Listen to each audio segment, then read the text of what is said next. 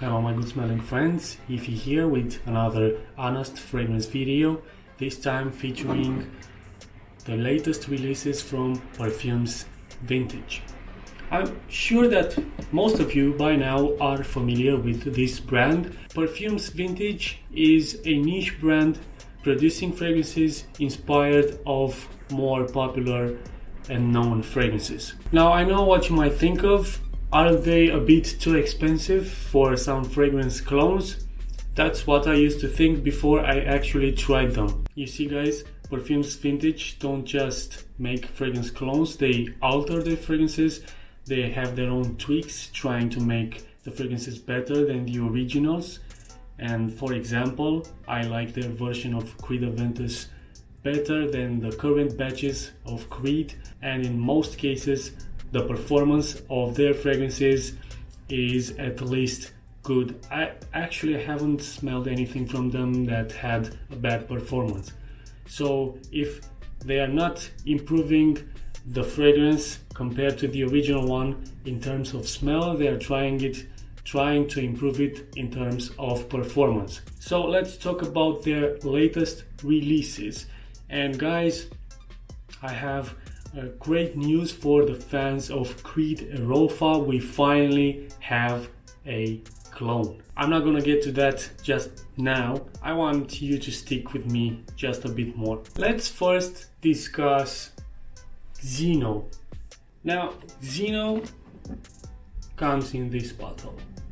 And what I like is that they changed the logo on the other fragrances besides the ones from the line called Pineapple Vintage.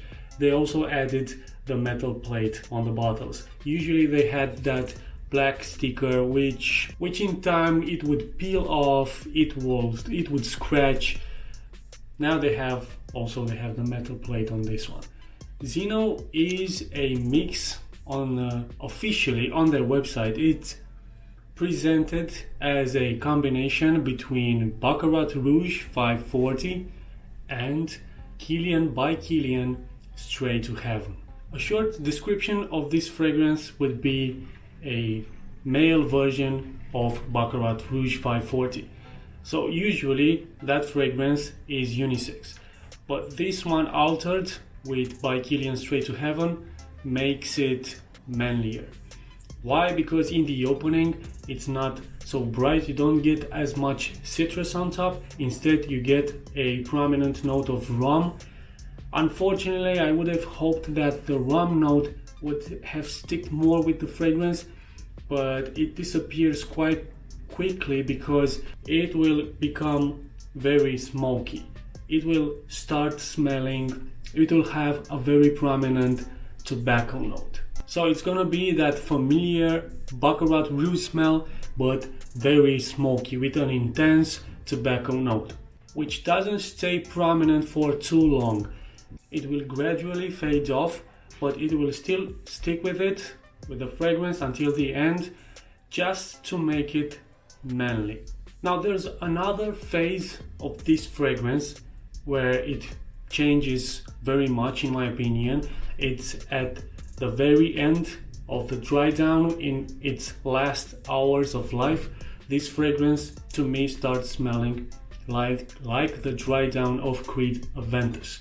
You're getting that musky base of Creed Erolfa. Actually, in the official notes, this one, as the base notes, has musk and ambergris, with top notes nutmeg and rum, mid notes tobacco, jasmine, Virginian cedarwood and patchouli.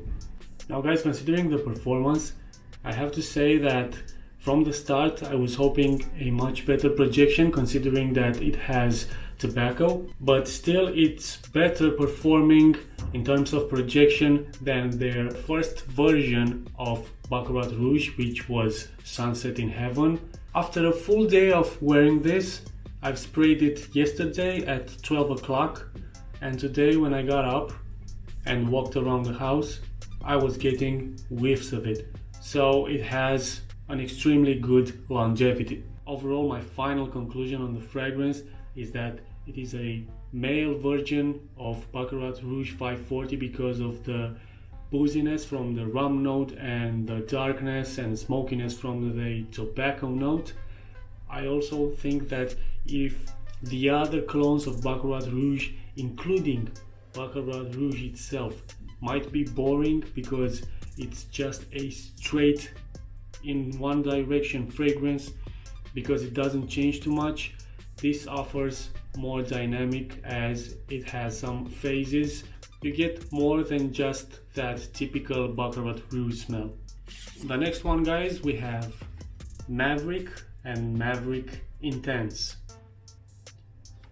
This officially is a representation of YSL M7 Fresh. M7 Fresh is it was supposed to be a freshened version of the legendary M7. M7 Fresh is also discontinued now, by the way. It's very hard to find these days. Maybe even harder to find than the original F7 because the request for that fragrance for M7 Fresh was not as high as for M7. Now, I do not own M7 Fresh. I smelled it in the past when it was still accessible, but I can say this, that the opening of Maverick or Maverick Intense does remind me of the opening of that fragrance, which was a highly citrusy, very lemony like fragrance. Very bright, very fizzy opening. It has a bit of that sharp citrus. When I smelled M7 Fresh for the first time, I was hoping to be more similar to the original M7, but I didn't get that much of that F7 composition, especially that oud. In this one, I'm getting more M7, but again, I don't have M7 Fresh here to do a side-by-side comparison, so forgive me if I'm wrong and doing this comparison from my memories, but I definitely get M7 here in the background with that freshness, citrusy freshness on top, which is the main player in the fragrance, is the freshness, and the M7 stays in the background. It's a very creamy oud here, and the official notes for the fragrance are top notes mandarin orange, grapefruit, bergamot. Mid notes we have ginger, agarwood, bitter orange, and base notes we have vetiver and musk. Guys, about the performance on this fragrance and also compared to Maverick Intense, the notes for the Intense version are the same. The difference is that the citruses are more prominent on the Intense version and will stick with the rest of the composition longer. With the regular version of Maverick, I had no problem reaching to the 8 hours mark of longevity, but Maverick Intense went past that and I was still able to get the citruses. So very good performance for a fresh fragrance, and definitely this is going to go on my summer list. Now guys, what you've been expecting for the fragrance, which is called Euphony, and this one what I have here is Euphony Intense. Okay guys, so this is officially an inspired fragrance, inspired from Creed Erolfa. Now guys, if you haven't smelled Creed Erolfa yet, go ahead and smell it. It's one that it's not so much talked about, but still it is a good fragrance.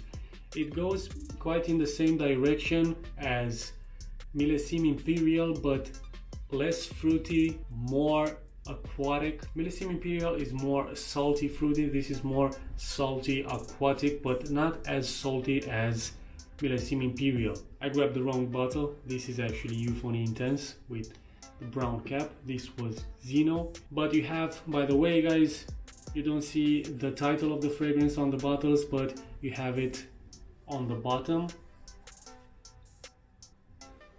How does Euphony or Euphony Intense compare to Creed Erolfa? For this comparison, I actually wanted to buy a bottle of Creed Erolfa, but then I thought that, you know, it's not that cheap to go for the bottle, for the full bottle, just for this comparison. But I will do a side-by-side comparison because the stores are opening soon, so I will be able to go into a store and compare them side by side. But for now, I'll just tell you that yes, this does smell indeed like Creed Erolfa. They even managed to reproduce that. Creed Erolfa has some sort of it's going in waves, the smell. You actually have to smell it to actually feel what I'm talking about. The official notes for the fragrance are top notes: bergamot, lemon, orange, violet, common, basil, rosemary, lemon. Mid notes, okay, it's lemon, it's listed 2 times. Mid notes: jasmine, cyclamen, ginger, coriander, pepper. Base notes: sandalwood, cedar, moss, amber, and musk. Quite some notes in here, quite a lot. Now this is a fragrance that doesn't change too much, and Creed Erolfa doesn't change too much as well. This is also a very bright and uplifting, aquatic and fresh scent with that saltiness, really giving you the feel like you're on the beach. That's what this fragrance is trying to represent: the waves, the beach.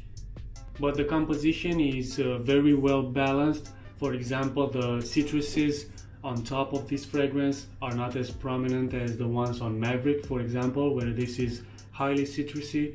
This is more well balanced between the saltiness, the citruses, the aquatic vibe of the fragrance, and also it has a smoothness from the woods, from the musk.